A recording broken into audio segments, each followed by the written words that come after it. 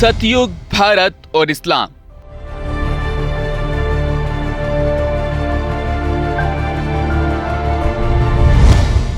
सतयुग आ रहा है।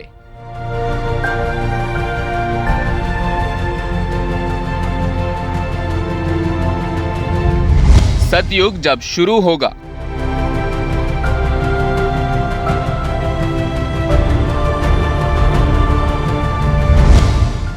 भारत विश्व गुरु होगा।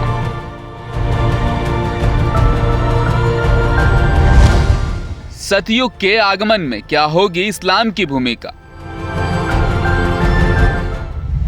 क्या है राज 2026 का? अभी या फिर 2066? और भी सवालात जानेंगे नायब काजी इस्लामिक स्कॉलर सैयद असगर अली से, सिर्फ तस्नीम टीवी पर।